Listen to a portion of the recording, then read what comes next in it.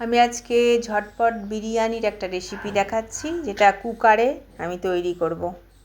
এটা খুব তাড়াতাড়ি তৈরি হয়ে যাবে আর খুব ইজিভাবে।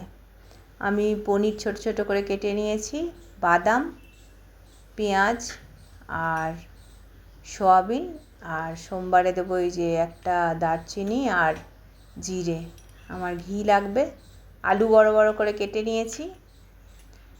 আর মশলাতে দিয়েছি আদা, রসুন, একটা টমেটো, জিরে, ধনে।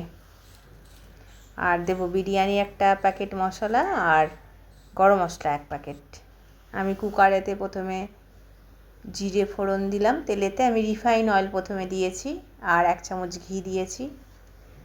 আর পেঁয়াজ দিয়ে প্রথমে ভালো করে ভেজে মশলাটা দিয়ে দিলাম। মশলা কষানো হয়ে গেলে আমি এটাতে আলু আর সয়াবিন দিয়ে ভালো করে কষিয়ে নেব। আমি কাজুটা আর বাদামটা ভেজে নিয়েছিলাম আলাদা করে। এবার আমি এটাতে জল দিয়ে দেবো। আমার চাল আছে 1.5 গ্লাস। হিসাব মতন যদি আমি হাঁড়িতে করতাম তাহলে আমার 3 গ্লাস জল লাগতো, কিন্তু কুকারেতে আমি 2 গ্লাসই জল দেব, তাতেই হয়ে যাবে। এবার আমি চালটা দিয়ে দিলাম। চালটা আমার ভেজানো ছিল 1 ঘন্টা আগে। এটা বাসমতি রাইস। চালটা দিয়ে দিলাম। দিয়ে আমি আরেকটু নুন এটাতে অ্যাড করব চালের উপরে।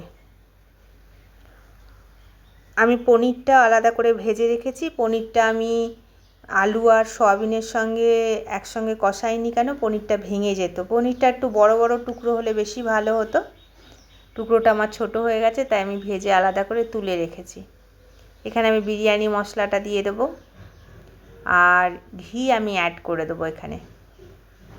একটু ঘি তো আমি মশলা কষাবার সময় দিয়েছিলাম, আর বাদবাকিটা এখানে আমি অ্যাড করে দেবো। একটুখানি নাড়িয়ে দেব। তারপর আমি এটাতে একটা ভালো করে একটু স্টিমটা কমিয়ে আমি সিটি দেব। একটা ফুল সিটি হয়ে গেলে আর একটু কমিয়ে আমি 10 মিনিট রাখবো, তারপর কুকারটা বন্ধ করে দেবো। এইখানে আমি পনিরটা অ্যাড করব। তাহলে আমার পনিরটা বিরিয়ানির পরেও উপরেই থাকবে আর পাওয়া যাবে পনিরটা, কারণ পনিরটা একটু ছোট হয়ে গেছে আমার। এবার আমি কুকারটা বন্ধ করে দিচ্ছি। মিডিয়াম আঁচেতে একটা ফুল সিটি হবে আর আঁচটা কমিয়ে 10 মিনিট তারপর আমি রাখবো।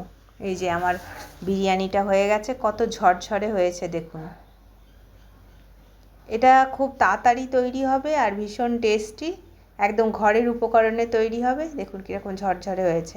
আর বিরিয়ানি রেডি। সবাই একবার ট্রাই করে দেখতে পারেন।